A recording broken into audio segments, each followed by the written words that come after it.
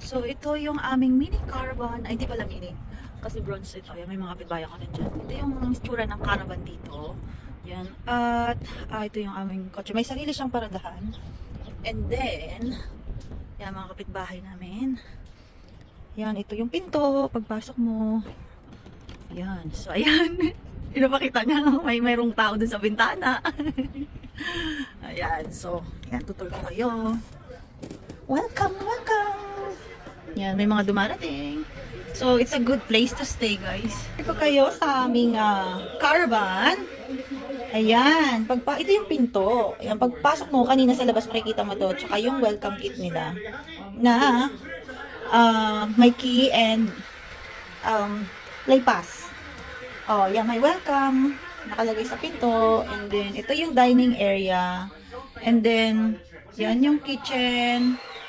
Yan. Ayan yung pinakasala. Ayan. At may TV. Smart TV. At saka ang ganda niyan. So, nandito. Yan ang mga baon namin ngayon. Hindi pa namin nainis. Ayan. Yan ang mga plates nila. May kettle. Ayan. Lutuan. Oven. Ang mga cutleries nandito. At saka yung mga pan yan. Dishwasher. Meron. So, yan, may mga cabinet pa dito. Nilagay namin yung mga shoes. Ayan, may basurahan. Ayan. At may microwave, may bread toaster. Tapos ito, ano yan? Doon yung mga baso. Ayan. Yan, may bakong kami. Ang kinuha ng anak ko. Ito, pagpasok mo, nandito yung toilet. Yung toilet ay mayroong bath yan. And, yan. Slide mo lang ng ganyan. May shower. Yan. At, so, yeah. And then, makikita mo next niyan. Ay, pati natin ilaw. May ilaw. Ito yung kwarto ng kids na may 2 beds. Ayan. Wow, you're posing.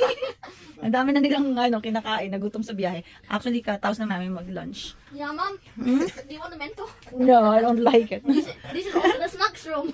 Why? Hindi naman. But also, Mom, this is Binibideo one ko of ni the Kuya. smallest rooms too. Yeah. Because you're just kids. I said 2 adults. So, ito yung meron sa sabitan. Ay! That's your thermal.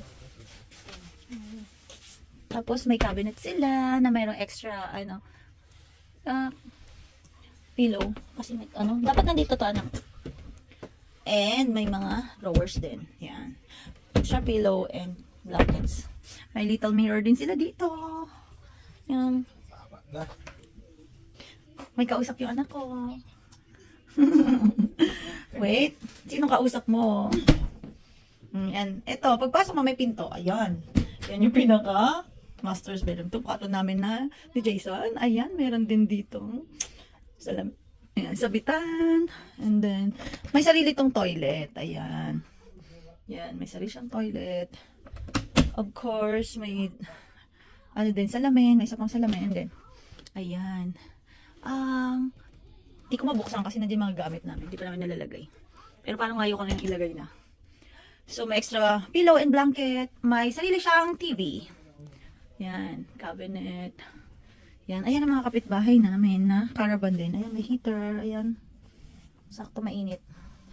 Para ma-warm ka. Ito yung pinaka lampshade. A quick tour lang sa aming caravan. Itong caravan namin is kinuha namin ay bronze caravan. So, ayan, may mga heater siya. Yan. Yung fridge, ayan, nakita nyo na sa labas. Nandito ako ulit sa kitchen. Ay, may dinala ko yung ibang mga grocery namin, mga gulay. Yan. And then, mayroong panglinis. Ayan. Ayan. Yan lang siya. Thank you pa kami mamaya. It's a good place to stay, guys, kung mag-holiday kayo. So, ito yung aming pinaka-atahanan sa 4 na araw at 3 gabi while enjoying the view and mga tourist spots dito sa Berwick upon Tweed. Ayan. Marami na kami napuntahan kanina. So, ang ganda. Super relaxing. Super ganda ng araw. Ang ganda talaga ng araw ngayon. So, hindi umuulan. Super ganda dito.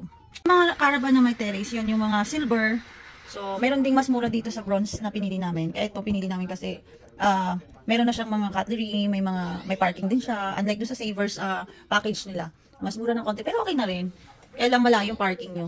And then sa silver, ang pinagkaiba lang, meron siyang terrace sa labas, katulad nun.